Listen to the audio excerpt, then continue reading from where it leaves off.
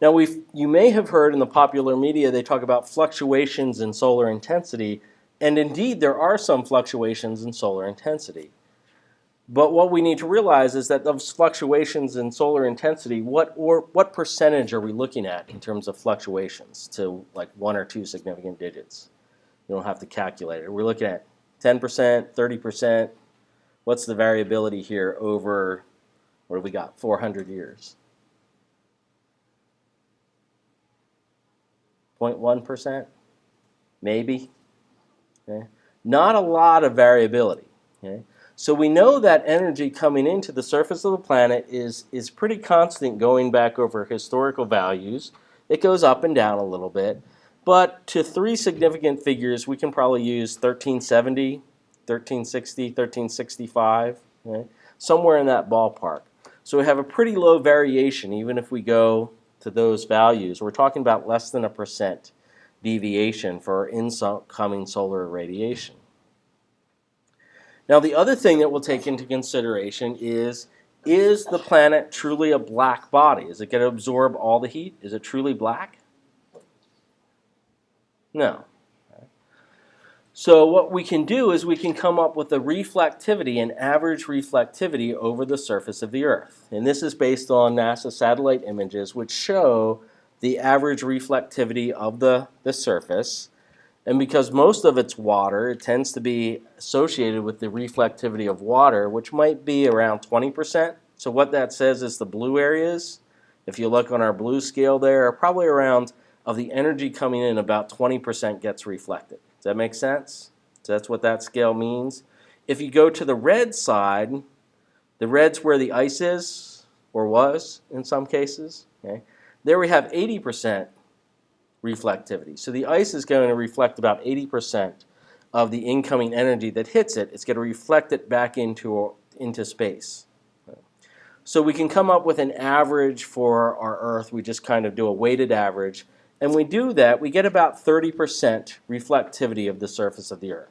So we're not quite a black bowling ball that's going to absorb all of it. We're kind of a dark gray covered bowling ball. Does that make sense to everyone? So we can come up with a really simple model, and this is about as simple as you can get. Right? So if we put a black body floating out into space with a given radius, we know the radius of the Earth. That hasn't changed much over time. That will allow us to determine the area of that sphere, which was in our thermodynamic equation. We can look at the amount of energy reflected, which we said was about 30%. It's changing a little bit as the ice cover changes. But 30% is good to 2 significant digits. Okay? And then we have incoming solar radiation here at 1365 watts per every square meter of that gray bowling ball. Our average gray, where we put everything together in a mixer, spread it out over the surface of the Earth, so we get this average gray color. Okay? With 1365 watts hitting every square meter of that surface, and 30% of that energy going back into space. And then we know the Stefan-Boltzmann's constant for that material, for the average Earth makeup. We can come up with that as well. So that gives us a steady state model where we can balance, simple energy balance, the energy coming in that's absorbed from the sun, which is a function of the radius. This is our albedo, or reflectivity. S is our incoming energy. That's the energy that's absorbed from the sun. And over here, this is the energy that's reflected back into space. Sigma is our Stefan-Boltzmann constant, so that's a function of the material, how much heat that material is going to retain, the radius of the Earth, and the effective surface temperature of that black body floating out into space. So when we do that, I said this model was going to be pretty accurate, right? Does this look pretty accurate to you?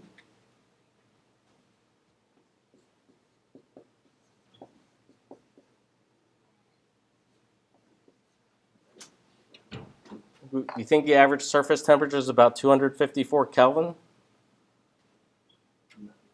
No. Let's put that in something that's a little bit easier to relate to weather. So what is that in degrees Celsius? Frozen. Frozen. So how do we get it? 254 minus 273 is equal to minus 19 degrees Kelvin. Okay. Celsius, thank you. Degrees Celsius. Is that an accurate model? What have we not figured in? Brad?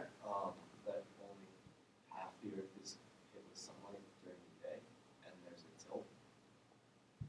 So actually we kind of averaged that out. I didn't talk about that in the model, but we actually, this model, it's very simple. It does actually account for that. That's a good guess. James?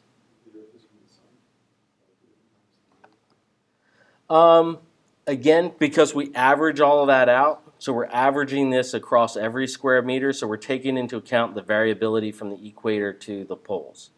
Again, I didn't go into those details, so that's a really good guess. But these numbers that I've provided for you, the average reflection and the average incoming solar radiation, already account for that. Okay. Is our planet a bowling ball? No. Okay. Give you a hint. It's a bowling ball with a cover on it. Insulation around it. What's our insulation?